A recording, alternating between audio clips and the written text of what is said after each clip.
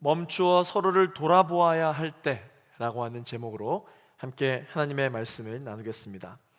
계속해서 우리가 느헤미야 이 시리즈로 본문 말씀을 함께 보고 있는데요, 오늘은 느헤미야 5장에 대한 말씀입니다. 여러분, 우리가 계속해서 살펴보았지만 느헤미야는 어떤 사람이었습니까? 느헤미야는 기도하는 사람이었습니다. 그래서 느헤미야는 힘들고 어려운 일이 있을 때에 반드시 무엇을 했느냐? 기도를 했던 사람입니다. 본인도 어려운 상황 속에서 하나님께 이겨낼 힘을 이 기도를 통하여서 공급받았을 뿐만 아니라 느헤미야와 함께 일하는 사람들에게 용기와 그리고 도전, 그리고 하나님께서 주시는 그 동기부여를 계속해서 일으켜 세워주었던 느헤미야, 이 기도를 통해서 이 모든 것이 가능했던 것이죠. 여러분, 신앙생활을 잘하는 사람이라 할지라도 보통 외부 세력의 공격이 심할수록 그의 믿음은 더욱더 커지는 법입니다. 물론 잠깐 흔들리는 경우는 있겠지만 이 기도로 그 신앙생활의 이 영적인 밸런스를 잘 유지하는 사람들은요, 오히려 자신의 신앙생활에 있어서의 자신을 흔드는 이러한 시련과 고난이 자신의 믿음과 하나님과의 관계를 더 견고하게 만들어주는 그러한 요소가 됩니다. 그런데 이 외부 세력보다 더 심각한 데미지를 주는 공격이 하나 있는데, 그 공격이 무엇이냐면 바로 내부 세력의 공격입니다.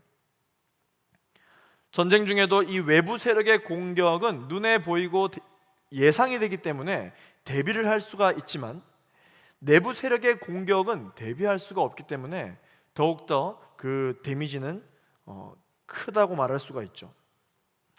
우리 신앙생활에 있어서 이 내부 공격이 무엇이냐? 바로 원망과 불평이다 라는 것이에요. 이스라엘 백성들이 출애굽도 하였고 그리고 홍해도 건넜고 여러 가지 기적을 경험했지만 가나안 땅으로 가려고 했을 때 그들의 발목을 잡았던 것이 무엇이었느냐? 바로 원망과 불평이었습니다. 여러분, 이스라엘 백성들이 이 원망과 불평이 없었다면 40년 동안이나 광야 생활을 안 했을지도 모르죠. 젖과 꿀이 흐르는 가나안 땅에 들어갈 때가 아니라고 하나님께서 보신 것입니다. 여러분, 어쩌면 우리 중에도 하나님이 일부러 우리의 기도의 제목을 들으시고 우리의 예배를 받으심에도 불구하고 그 기도를 즉각적으로 응답하지 않으시고 일부러 뱅뱅 돌리고 있다라고 여겨지는 청년들이 있을지도 모르겠습니다. 우리는 이렇게 질문을 하겠죠. 왜 하나님이 나를 항상 원점으로 돌려보내시는 걸까? 열심히 했는데 손에 쥐어지는 것은 없고 나는 열심히 뛰었는데 앞이 보이지가 않습니다. 그럴 때는요, 우리의 신앙생활 가운데 보통 원망과 불평 때문에 더 이상 어떠한 영적인 진도가 우리의 삶 가운데 나타나지 않을 수도 있다라는 것을 오늘 본문 가운데서 말씀해주고 있습니다. 이와 같을 때 우리는 어떻게 해야 합니까? 모든 것을 멈추어야 합니다.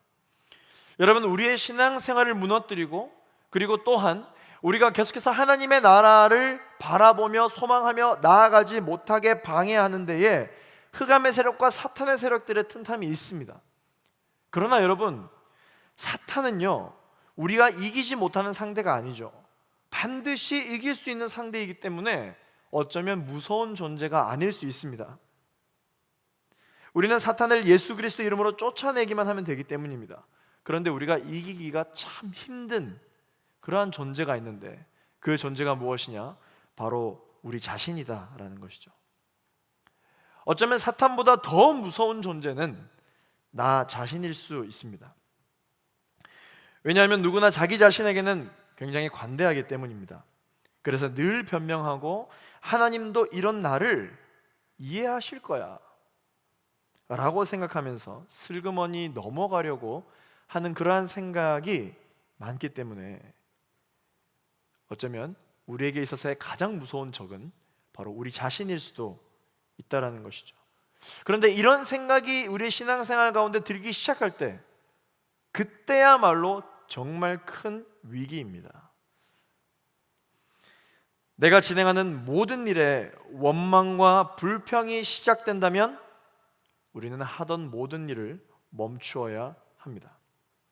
그리고 다시 돌아봐야 하는 것이죠.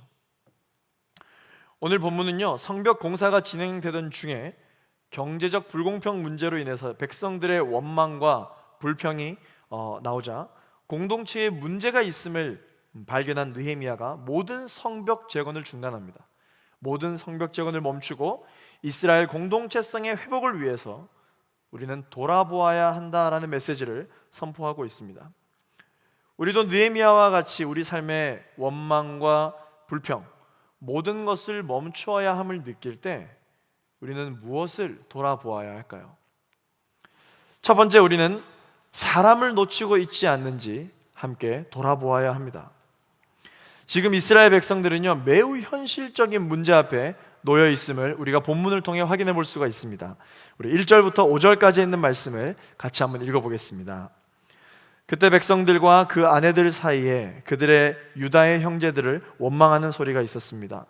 어떤 사람은 우리에게는 자녀가 많다, 우리 자신을 비롯해서 많은 식구가 먹고 살기 위해서는 곡식을 얻어야 한다라고 말했고, 또 어떤 사람은 우리는 기근 동안 곡식을 얻기 위해 우리 밭과 우리 포도원과 우리 집을 저당 잡혔다라고 말했으며, 또 어떤 사람은 이렇게 말했습니다. 우리는 세금 낼 돈을 꾸기 위해 우리 밭과 포도원을 잡혔다. 우리는 우리 친척들과 한 몸이요 한 핏줄이다. 보라, 우리의 자식들은 그들의 자식이나 다름없는데 우리가 우리 자녀들을 종으로 내주게 됐다. 우리의 딸 가운데 일부는 이미 종으로 팔렸고 우리의 밭과 포도원이 남의 것이 됐으니 우리는 그들을 속량할 힘이 없다. 성벽 재건에 참여한 이 남편들은 대부분 자원봉사로 성벽 공사에 참여하고 있었기 때문에 남편들이 이 돈을 가정에다가 가져다 주지 않는 상황에서 아내들은 이 생계를 꾸렸어야 했던 상황이었습니다. 그렇게 이스라엘 백성들은 성벽 재건을 위하여 헌신했던 것이죠.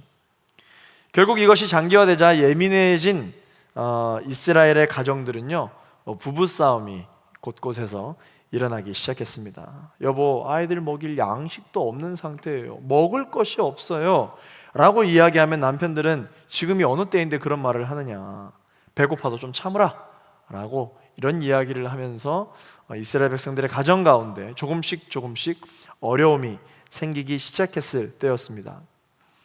여러분, 아무리 옳은 일이라고 할지라도 이 옳은 일에 대한 남자와 여자의 이 문제 접근 방식이 조금 다른데요, 남자들은 비전으로 본인이 이루고자 하는 어떠한 그런 목표에 똘똘 뭉쳐 산다면 아내들이 사실 이 남편들보다 조금 더 현실 속에 살고 있기 때문에 부부싸움은 보통 이런 부분에서부터 시작되게 되죠. 뿐만 아니라 연인 사이에서도 본격적으로 결혼을 준비하기 시작하면요, 결혼이 마냥 비전이 아니라, 결혼이 마냥 어떤 이상이 아니라 현실로 다가오기 때문에, 살아내야 하는 어떠한 생활과 삶으로 다가오기 때문에 이런 부분에서 보통 많이 부딪히기 시작합니다. 그러면서 원망과 불평으로까지 이어지기 시작하죠. 백성들의 원망은요, 경제적 불공평으로 인하여서 나오기 시작했습니다. 부자들과 하급 관리들이 자신들의 이익을 위하여 백성을 착취한다 라고 이야기를 하고 있습니다. 백성들은 먹고 살기 위해서, 세금을 내기 위해서 땅과 포도원은 물론이고 심지어는 자녀들을 종으로까지 팔아버리는 그러한 고통을 겪고 있습니다. 그런데 부자들과 백성들의 리더로 세워진 사람들은 이 위기를 오히려 함께 넘어가고자 자신들도 헌신하는 것이 아니라 이 위기를 오히려 기회로 삼아서 자신의 재산을 축적하고 있었던 것입니다. 모두가 어려운 이 시기에서 이스라엘의 부유층이 가난한 사람들에게 합리적인 선 안에서 돈을 빌려주고 이자를 받지 않는 등 도움의 손길을 내밀 수가 있었을 텐데, 그랬다면 정말 참 좋았을 텐데, 무엇보다도 그들의 삶과 그들의 공동체를 보호하기 위한 성벽 재건의 영적인 비전이 선포되었다면 함께 이 비전을 이루어 나가기 위하여 힘을 합치면 참 좋을 텐데 오히려 이 백성들의 처지를 악용해서 더 많은 돈을 지금 이스라엘의 리더십들이 이렇게 악행을 저지르고 있습니다. 사실 이들이 머릿속으로 잘 알고 있었던 율법에서는요, 이자를 받고 돈을 빌려주는 것을 금하고 있음에도 불구하고 이 리더십들이 현재 이와 같은 일을 벌이고 있습니다. 오늘 본문에 보시면 자식을 노예로 판다. 자식을 노예로 팔다니요. 정말 얼마나 찢어지게 가난했으면, 정말 어찌할 도리가 없었다면 어떻게 이런 일까지 생기기 시작했을까요? 율법에서는요, 자식을 노예로 보내는 것이 하나님께 불순종한 백성에게 내리는 큰 저주다라고 기록하고 있기 때문에 이스라엘 백성들이 자식을 노예로 팔아야만 살아갈 수 있는 어떤 그러한 삶 가운데 상실감은 더욱 컸을 것입니다. 그들에게 이러한 상황 가운데서도 영적인 비전을 제시하는 느헤미야의 심정이 어땠을까요, 여러분?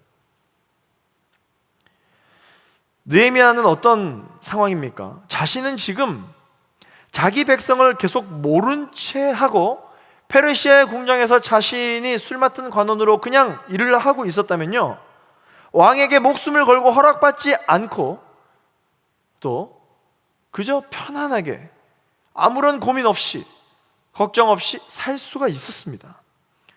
그럼에도 불구하고 하나님이 비전을 주셨고 기도 제목을 주셨고 마음을 주셨기 때문에 이스라엘 백성을, 우리의 조국을 살려야 한다라는 어떠한 그런 비전에 똘똘 뭉쳐져서 죽을 고생을 하면서 페르시아에서 지금 예루살렘으로 달려와서 성벽 재건을 하기 위하여 나라를 섬기고 있는데, 부조리한 지도자들의 만행을 들었을 때 이 느헤미야의 마음이 어땠을까요? 속이 완전히 뒤집어졌지 않았을까요? 느헤미야가 재력이 없습니까? 군사력이 없습니까? 어떤 권력이 없습니까? 다 가지고 있었죠. 그렇기 때문에 느헤미야가 이와 같이 악행을 기회로 이용하고 있는 리더십들을 보았을 때 성벽 재건과 개혁이 무슨 상관이냐, 내가 더 이상 이 일을 하지 않겠다, 모든 것을 뒤집어 엎어버리고 싶은 마음이 아마 들었을 것입니다. 지금 내가 무엇 때문에 내 생명과 목숨을 걸어서 지금 이 일을 하고 있는데 도와주지는 못할 망정 이런 일들을 벌이고 있었던 것이죠. 오늘 본문 6절 말씀을 함께 읽어보겠습니다. 시작. 그들의 원성과 탄식을 듣고 나는 몹시 화가 났습니다. 느헤미야는요, 분노했습니다. 너무 화가 났다라는 것이에요. 어떻게 이럴 수가 있느냐, 굉장히 배신감과 실망감이 들었다는 것이죠. 조국과 민족과 모든 예루살렘의 성전을 희망하고 있는 사람들이 힘들고 어려운 시기를 겪고 있는데 어떻게 이렇게 자신들의 입속을 챙길 수가 있느냐, 분노했던 것이죠. 분노를 느꼈던 이 느헤미야는 어떻게 했습니까? 어떻게 이 분노를 다루었을까요? 오늘 본문 7절에 우리 상반절까지 말씀만 한번 같이 읽어보겠습니다.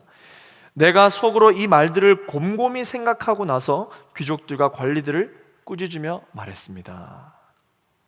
자, 분노를 느낀 느헤미야가 귀족들과 그리고 그 관리들을 찾아가서 꾸짖으며 말했는데 그 전에 어떠한 일을 했다라고 기록하고 있습니까? 이 말들을 곰곰이 생각하고 나서 말했다라고 되어져 있습니다. 자, 여기서 곰곰이 생각되어졌다라고 하는 이 말에 대한 원어를 살펴보면요, 이것은 그냥 생각하는 것에 그친 것이 아니라 기도했다라고 하는 의미가 포함되어져 있습니다. 그러므로 느헤미야는 이 분노를 어떻게 컨트롤했느냐, 기도함으로써 다스렸다라는 것이죠. 기도하면서 나의 분노를 하나님 앞에 아뢰었을 때 그때 나에게 주셨던 하나님의 마음과 말씀, 바로 그것들을 붙들고 이 분노를 컨트롤해 나갔다는 것입니다. 느헤미야는 화가 났어요. 화가 안 나지 않았습니다. 화가 났지만 하나님께 이 일을 어떻게 처리하면 좋습니까? 라고 여쭤보고 그 다음에 일을 처리했다는 것입니다. 흔히들 일을 다 처리하고 나서 하나님 이 일이 잘 되게 해주십시오, 그렇게 하지 않았다는 것이에요. 여러분 기억하십시오. 분노 중에라도 기도하면 하나님은 하나님의 사람들에게 새로운 시야와 통찰력을 주신다라는 사실을 여러분 꼭 기억하시기를 바라겠습니다. 느헤미야는 기도 이후에 정말 천인공노할 이 부자들과 리더십들을 내칠 수 있음에도 불구하고, 처단할 수 있음에도 불구하고, 백성들에게 기감을 주기 위하여 어떠한 하나님의 말씀에 불순종한 것에 대하여, 오히려 이것을 악용한 것에 대하여 공개 처형을 할 수 있었음에도 불구하고 느헤미야는 그렇게 하지 않았습니다. 능력이 없어서요? 어떤 군사력이 없어서요? 아니요, 충분히 느헤미야는 그렇게 할 수 있었으나 그렇게 하지 않았습니다. 본인이 성벽 재건에 방해되는 사람들을 철저하게 처단할 수 있었지만, 그래서 그렇게 할 때 그것이 정의이고 하나님 나라의 공의라고 이야기할 수도 있었지만, 느헤미야는 그렇게 하지 않고 기도하자 하나님이 주신 마음으로 그 악행을 저지르는 리더십들을 품었습니다. 그리고 기도할 때 주셨던 하나님의 마음으로 조심스럽게 그들을 꾸짖었다라는 것이죠. 여러분, 사람은 누구나 상대방의 잘못을 발견하는 아주 기가 막힌 눈을 가지고 있습니다. 일부러 우리가 개발하려고 했던 것도 아니면서 자연스럽게 그 능력은 아주 잘 발달되는 것 같아요. 상대방의 잘못을 정말 놀랍도록 잘 잡아냅니다. 그리고 분석까지 해내죠. 그러나 오늘 느헤미야의 모습을 통해서 우리는 기억해야 합니다. 문제는 지적하고 고쳐 나가되 사람을 잃어버려서는 안 된다는 것입니다. 많은 사람들이요, 이 문제를 지적하다가 이것이 정의라고 이야기를 하다가 결국은 사람을 잃어버리는 경우가 굉장히 많습니다. 그러나 결국 그런 사람들은 지적질에는 성공했을지 모르겠지만 사람을 잃었기 때문에 이후 결국 아무 일도 할 수 없게 됩니다. 우리가 분노를 하나님 주신 마음으로 다루어야지, 그렇지 않고서는 아무 일도 할 수가 없게 되는 것입니다. 느헤미야는 기도 이후에 자신만의 독특한 해법으로 이 문제를 풀어나가고자 했습니다. 그 방법이 무엇이냐? 그것은 바로 하나님의 말씀 안에서 희생하고 있는 자신을 먼저 보여주는 것이었습니다. 하나님의 말씀 안에서 솔선수범했던 것이죠. 그리고 나서 호소합니다. 어떻게? 함께 가자는 것이죠. 나 또한 그렇게 할 수 있으나 그렇게 하지 않고 하나님께 헌신하고 있습니다. 그러므로 여러분 마음을 함께 해주지 않겠습니까? 라고 하면서 먼저 솔선수범하는 것입니다. 어떤 사람들은 문제를 제거하는 것 자체를 목적으로 두기도 합니다. 문제를 제거하는 것이 정말 우리의 인생의 목적인가? 여러분, 생각을 바꾸기를 원합니다. 크리스천 리더들은, 하나님의 사람들은요, 문제의 중심에 있는 사람을 발본색원하는 사람이 아닙니다. 하나님의 사람들은 어떤 사람인가? 문제의 중심에 있는 어떤 그 사람의 변화가 목적이 되는 사람들이에요. 그 사람을 위하여 기도하고 중보하는 사람들, 그 사람이 바로 하나님의 사람입니다. 원수를 위하여 기도하는 사람, 하나님의 사람인 것이죠. 여러분, 컴퓨터 시장에 있어서 아주 유명한 이 IBM사를 아마 잘 알 것입니다. 여러분, 이 IBM은요, 미국뿐만 아니라 전 세계 젊은이가 가장 선호하는 최고의 기업이기도 합니다. 전 세계 컴퓨터 시장의 50% 이상을 점유하고 있고요, 164개국에 진출한 다국적 기업이 바로 이 IBM입니다. 기업 내에서만 노벨상 수상자를 5명이나 배출을 했습니다. 대단합니다. 지금도 3,000여 명의 박사급 연구원이 근무하는 미래형 기업으로 세계 시장을 주도해 나가고 있습니다. 자, 그런데 여러분, IBM은 어떻게 오랫동안 이 지위를 지키고 있는 것일까요? 그것은 바로 그 IBM의 기업 정신인데요. IBM의 기업 정신이 무엇이냐면요, 인적 자산을 가장 큰 자산으로 여기는 기업, 이것이 바로 IBM의 기업 정신이다라고 합니다. IBM은요, 해고가 없는 기업으로 굉장히 유명합니다. IBM은 그리고 많은 기업이 보통 이 직원의 실수를 이유를 삼아서 해고를 단행하지만, 이 IBM은요, 이것을 기업 성장의 원인으로, 기업 성장의 근원으로 삼는 기업으로 유명합니다. 실패한 직원을 도리어 격려하고 다시 기회를 제공하여 오히려 더 큰 성과를 얻어내는 것이 바로 이 IBM의 기업 정신인 것이죠.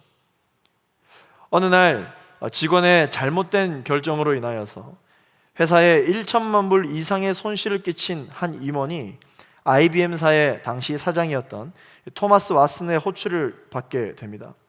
그 직원은 이 사장을 찾아갈 때 이 모든 손해와 이 모든 일에 책임을 느끼고 사임하겠습니다 라고 이야기를 하기 위하여 사무실에 들어갔고 사표를 냈습니다.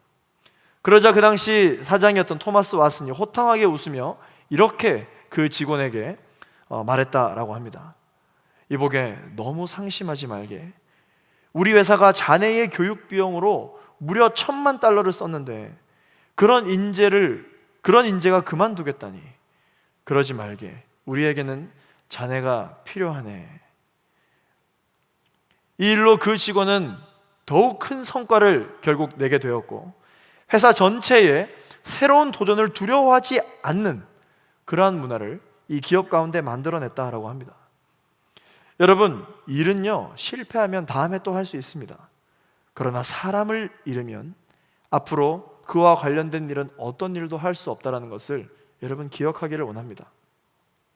이와 같이 세상 가운데 기본 상식적인 것들에 대한 역행하는 크리스천 리더십을 보여줄 때 비록 순간의 일은 우리가 좀 더디고 실패할 수는 있어도 사람을 잃지 않는 리더가 되어서 결국은 모두가 함께 웃을 수 있게 된다는 것을 여러분 기억하시게 되기를 바랍니다. 두 번째로, 원망과 불평으로 모든 것이 멈추어졌을 때 우리는 무엇을 돌아보아야 할까요? 하나님을 경외하는 삶을 살고 있는지를 우리는 돌아보아야 합니다. 오늘 본문 9절 말씀을 같이 한번 읽어보겠습니다. 시작. 그래서 내가 계속 말했습니다. 당신들이 하는 일은 옳지 못하오. 이제 여러분이 이방 민족들의 비방을 피하기 위해서라도 우리 하나님을 경외하며 살아야 하지 않겠소. 느헤미야가 이야기를 합니다. 악행을 저지르고 있는, 그리고 또한 상실감에 빠져있는 이스라엘 백성들에게 이와 같이 이야기합니다. 어떻게 해요? 하나님을 경외하며 우리가 살아야 하지 않겠느냐라고 이야기를 합니다. 느헤미야가 말하는 이 하나님을 경외하는 삶이란 무엇일까요? 느헤미야가 말하는 이 하나님의 경외하는 삶이란 가난한 자들의 눈에서 눈물이 나게 하지 않는 하나님의 정의를 실현하는 것이, 그러한 삶을 함께 살아가는 것이 하나님을 경외하는 삶이다 라고 이야기를 하고 있습니다. 우리는 보통 하나님을 경외하는 삶이라고 이야기를 하면 기도 많이 하고 헌금 많이 내고 그리고 하나님께 예배를 드리며 거룩하게 살아가는 것이 하나님을 경외하는 삶이라고 생각할지 모르겠습니다. 그러나 아닙니다. 하나님을 경외하는 삶이란 어떤 삶이냐? 주변에 가난한 사람들, 어려운 사람들, 병든 사람들을 모른 채 하지 않고 도와주는 삶이 바로 느헤미야가 이야기하는 하나님을 경외하는 삶인 것입니다. 오늘 본문 10절 말씀부터 계속 쭉 살펴보시면 하나님을 경외하는 삶, 바로 돈을 빌린 자들에 대하여 이자를 갚지 않는 것이 오히려 하나님 기뻐하시는 일이라고 본문 가운데 설명되어지고 있습니다. 이 말씀은 느헤미야가 처음으로 한 이야기가 아니라 율법 가운데 이미 이스라엘 백성들이 알고 있었던 내용임에도 불구하고 그들의 첫 마음을 잃어버렸기 때문에 이와 같은 일이 벌어지게 된 것이죠. 괜찮겠지 하다가 아예 이것이 모두가 해도 이상하지 않는 그러한 일이 되어버리고 만 것이죠. 율법에 어떻게 기록되어져 있는지 살펴볼까요? 출애굽기 22장 25절 말씀을 함께 읽어보도록 하겠습니다. 내가 내 곁에 있는 가난한 내 백성 가운데 누구에게 돈을 꾸어 주었다면 너는 그에게 빚쟁이가 되지 말고 이자도 받지 마라. 레위기 25장 35절부터 38절까지 말씀을 계속해서 읽어보겠습니다. 내 형제가 가난해져서 내 가운데서 먹고 살기가 어렵다면 너는 그를 먹여 살려야 한다. 나그네와 임시 거주자가 내 환대를 받으며 함께 거하듯이 그는 너와 함께 살아야 한다. 그에게 그 어떤 종류의 이자도 받지 말며 내 하나님을 경외하여라. 그리하면 내 형제가 너와 함께 살 수 있을 것이다.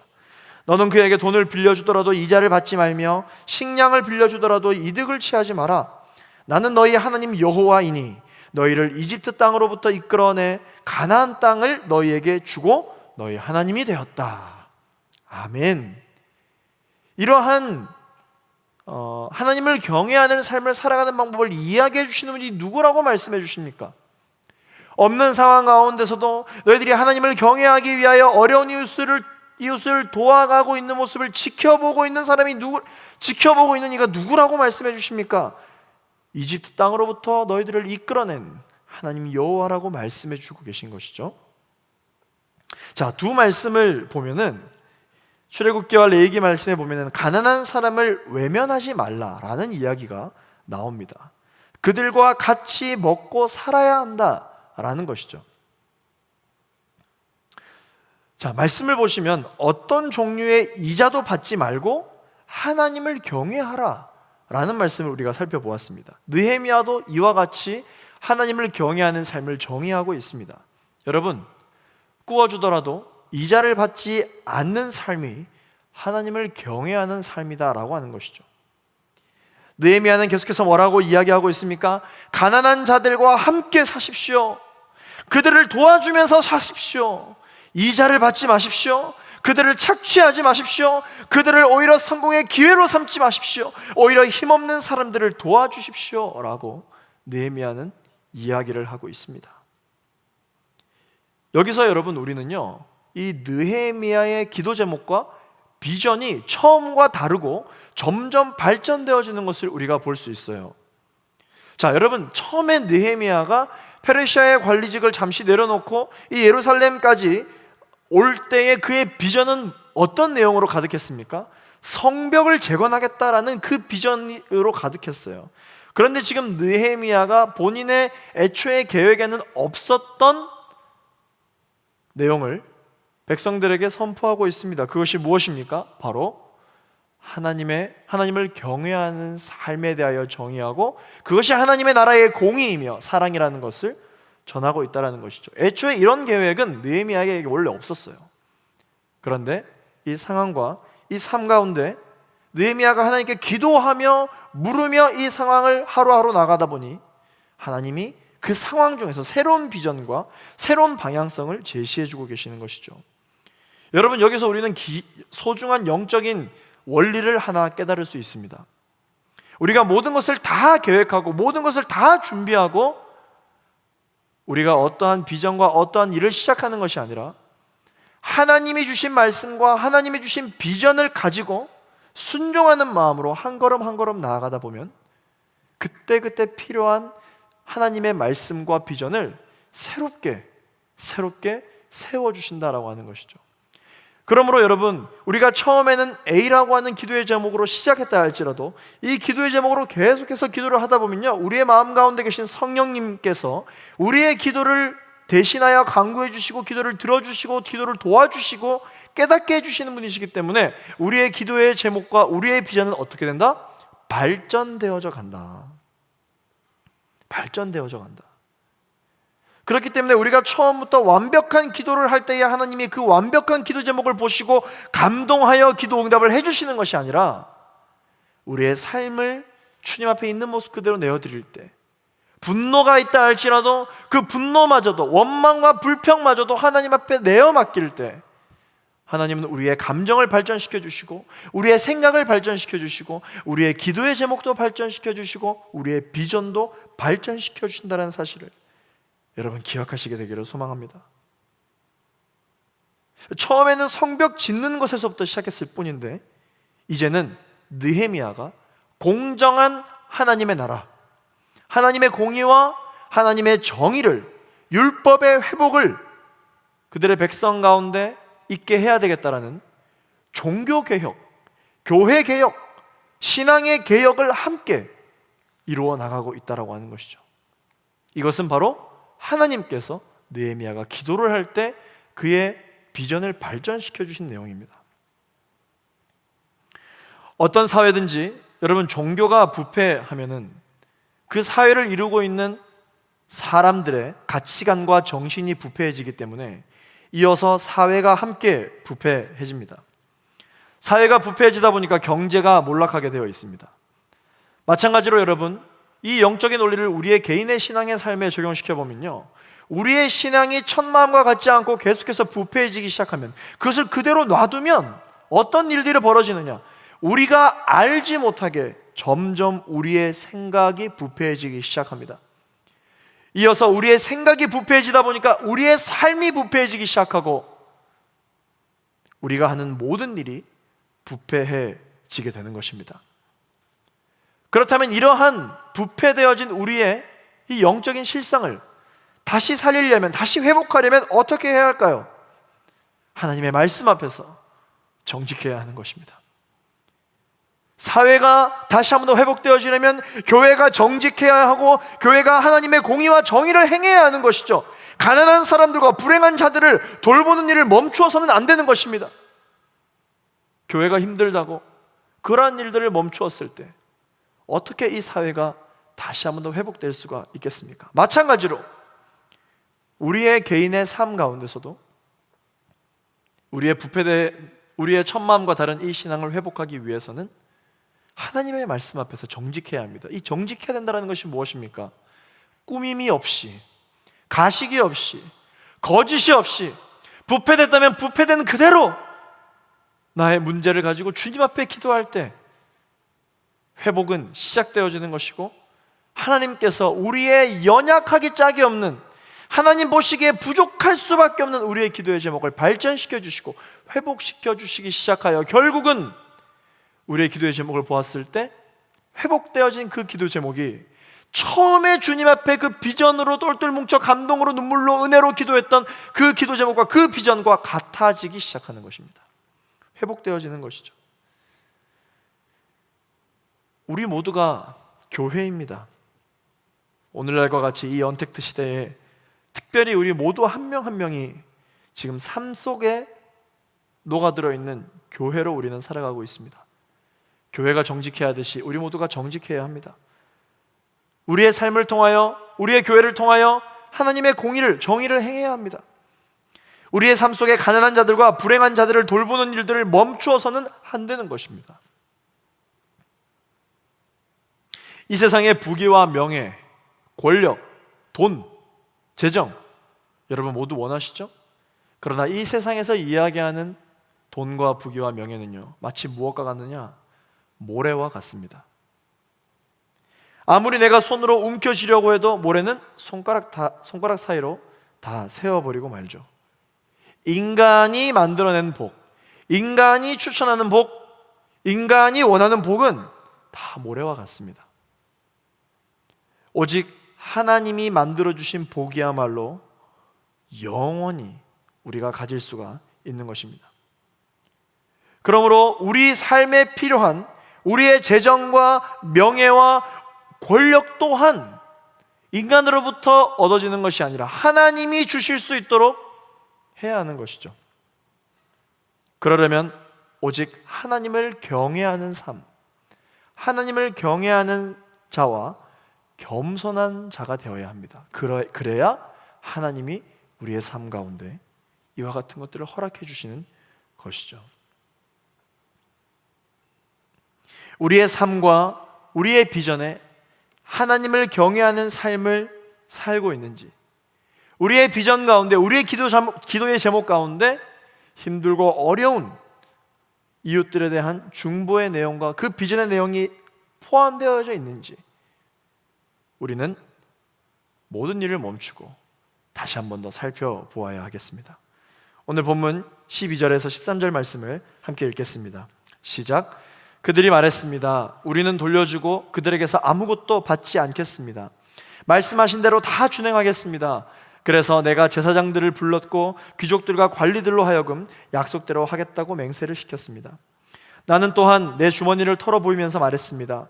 이 약속을 지키지 않는 사람은 하나님께서 이런 식으로 그 집과 재산을 털어버리실 것이요, 그런 사람은 털리고 털려서 마침내 빈털터리가 될 것이요.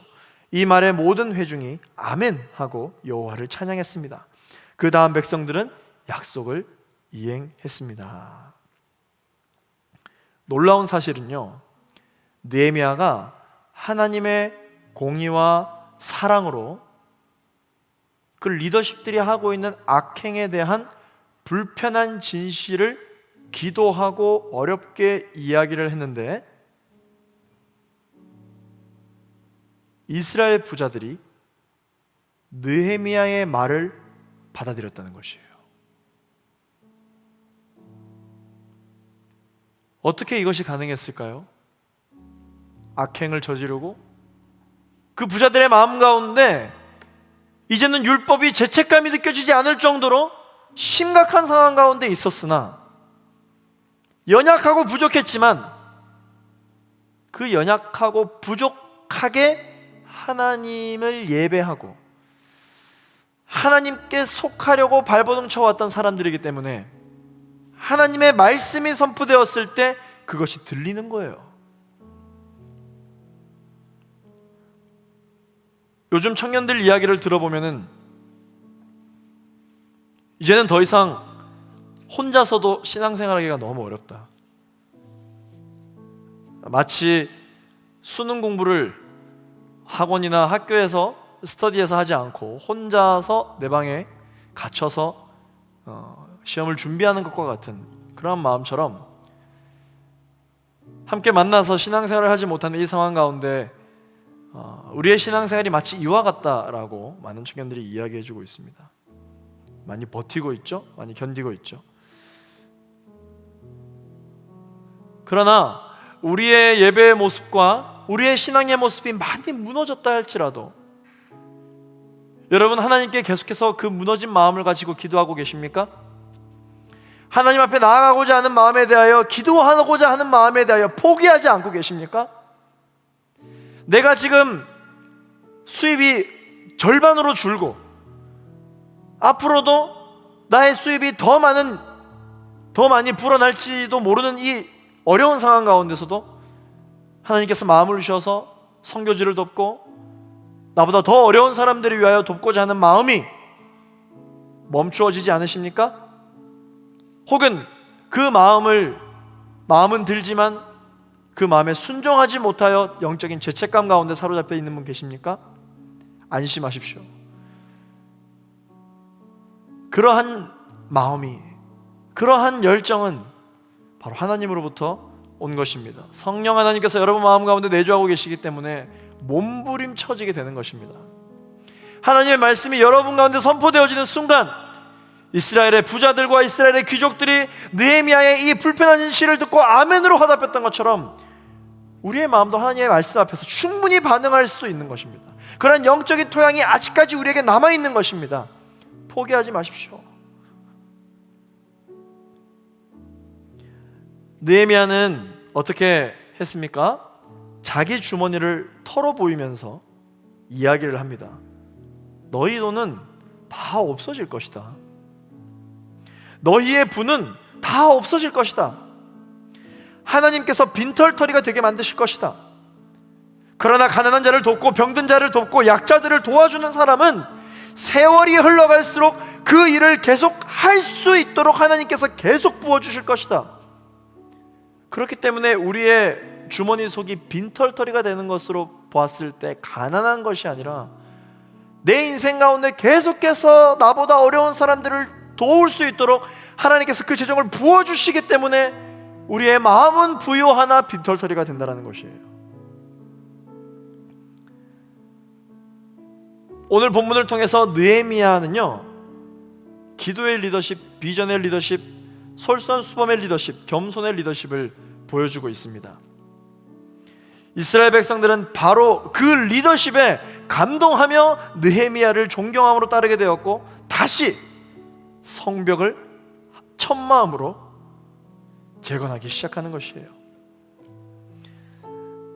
지난주 화요성령 집회 때 설교하셨던 우리 이서진 목사님의 설교에서 이런 말씀을 해주셨어요. 간증을 해주셨는데, 하나님의 사람들은 잘 사는 사람이 되게 해달라고 기도해야 되는 것이 아니라 잘 살게 하는 사람이 되게 해달라고 기도해야 된다라고 이야기를 하시더라고요. 마음에 큰 감동이 있었습니다. 하나님 잘 살게 해주십시오.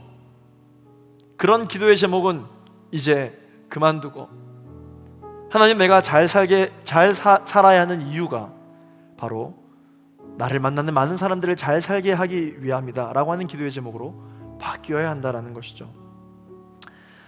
사랑하는 청년 여러분, 어떤 상황 속에서도 우리가 하는 일 가운데 원망과 불평이 나오기 시작한다면 괜찮으니까 모든 일을 멈추고 앞만 볼 것이 아니라 주변을 돌아보아야 하는 때입니다. 내가 이 길을 왜 가려고 하는 것인지, 처음에는 어떤 마음으로 이 일을 시작했는지, 처음에 내가 어떤 마음으로 영상 예배를 드리기 시작했는지, 내가 처음에 어떤 마음으로 이 코로나 시기에 대하여 생각을 하게 됐는지, 주변을 다시 한 번 더 나 자신을 돌아보아야 합니다. 그 모든 첫 시작의 마음을 회복할 수 있는 우리 사랑하는 JFOU 청년 여러분이 되기를 예수 그리스도 이름으로 축원합니다. 비전을 이루어내기보다 사람을 잃지 않는 우리 JFOU 청년이 되기를 원합니다. 비전을 이루어내는 삶보다도 하나님을 경외하는 삶, 가난한 자들과 힘들고 어려운 자들을 돕는 것을 중단하거나 포기하지 않는 저와 여러분이 되기를 예수 그리스도 이름으로 축원합니다.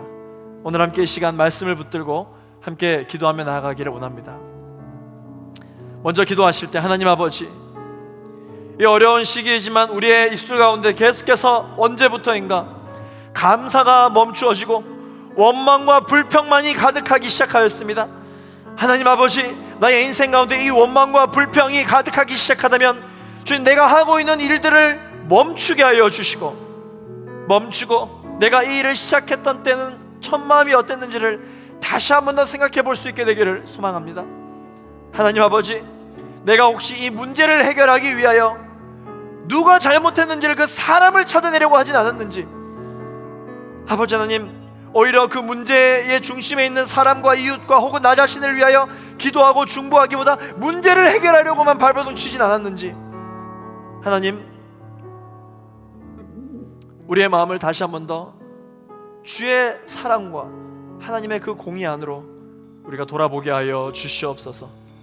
또한 아버지 하나님, 우리가 모든 것이 멈추어졌을 때 우리가 과연 하나님을 경외하는 삶을 살아가고 있는지를 우리가 함께 돌아보게 하여 주시옵소서.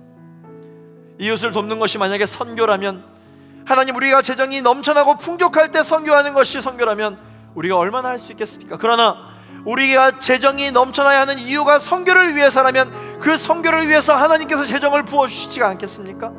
그러므로 하나님 아버지, 우리의 인생 가운데 주님 앞에 올려드려지는 그 기도의 제목이 하나님, 나 이 세상 가운데 잘 살게 해주십시오라고 기도하는 것이 아니라 나의 삶을 통하여 많은 이웃들을, 많은 사람들을 잘 살게 하는 사람으로 나의 인생을 사용하여 주시옵소서라고 기도하는 우리 모두가 되게 하여 주시옵소서. 함께 합심하여 오늘 주신 말씀을 붙잡고 함께 주여 한 몸으로 치고 기도하겠습니다. 주여,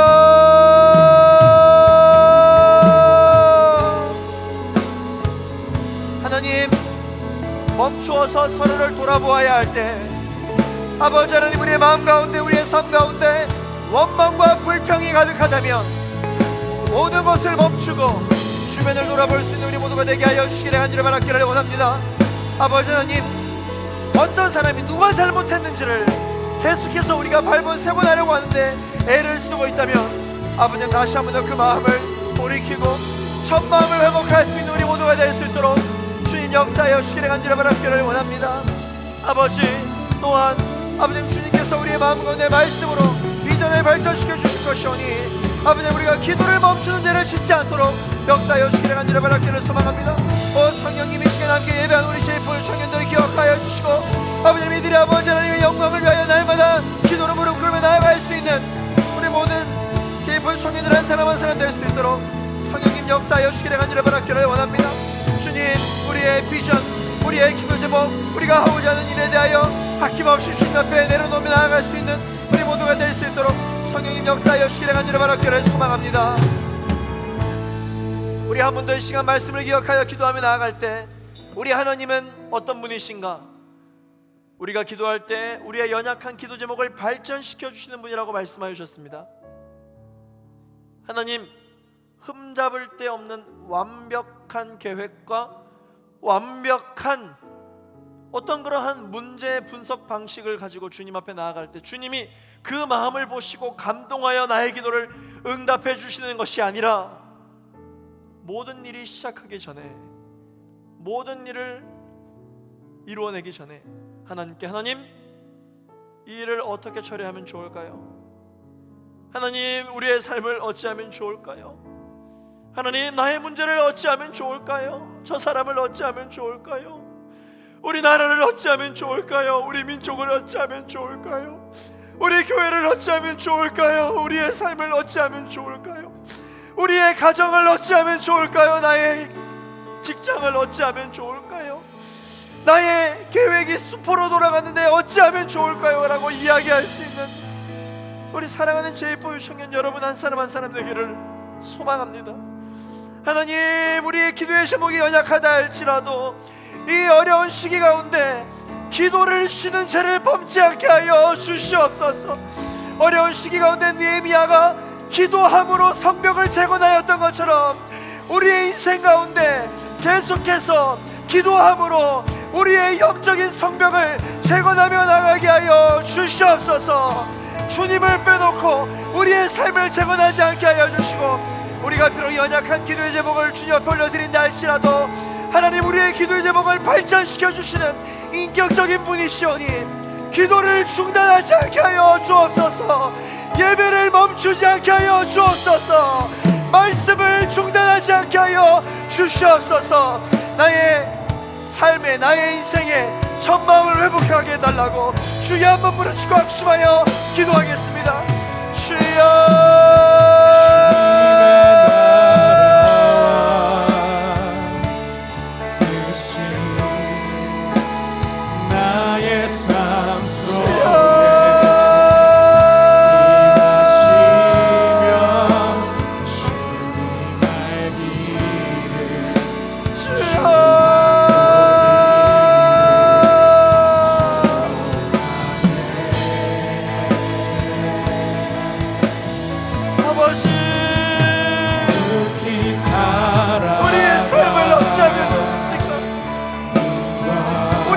어찌하면 좋습니까? 우리 민족을 어찌하면 좋습니까? 우리 교회를 어찌하면 좋습니까? 우리의 모든 직장과 가정과 우리의 사업을 어찌하면 좋습니까? 하나님, 우리가 주님 앞에 기도하는 사람이 되게 하여 주옵소서. 우리가 주님 앞에 무릎을 꿇게 하여 주옵소서. 무릎을 꿇는 일을 쉬지 않게 하여 주옵소서. 주님의 나라 아버지,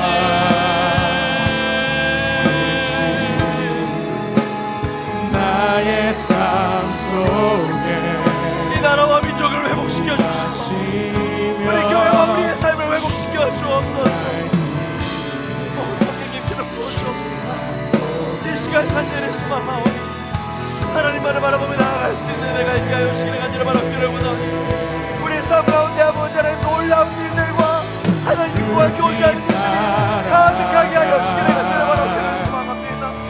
아버지, 발전될 것이고 결국은 우리의 성경을 재건케 하실 그 주님을 의지하며 나가게 하여 주시기를 간절히 바라기를 원합니다. 주님,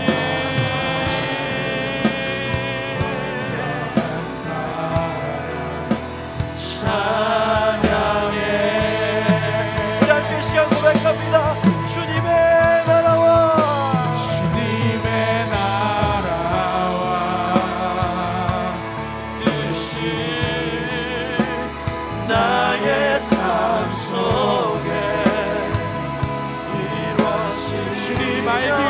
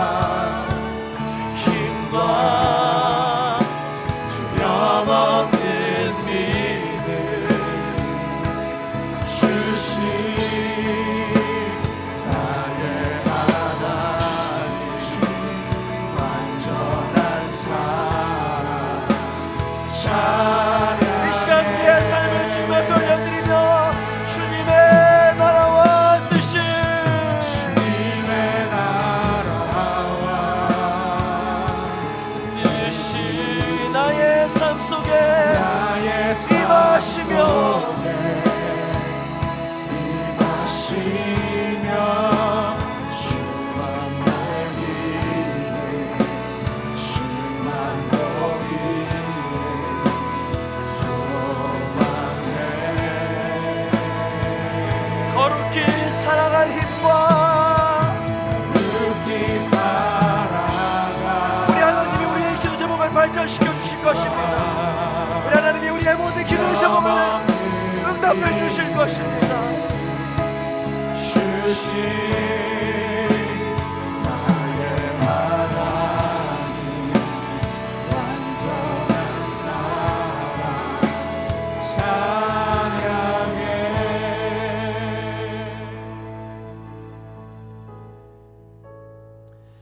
하나님 아버지, 우리의 삶을 어찌하면 좋을까요? 우리의 가정을 어떻게 하면 좋겠습니까? 우리 교회를 어찌하면 좋겠습니까? 이 나라와 이 민족을, 그리고 우리가 지금 보내고 있는 이 시간을, 그리고 우리의 삶의 계획들은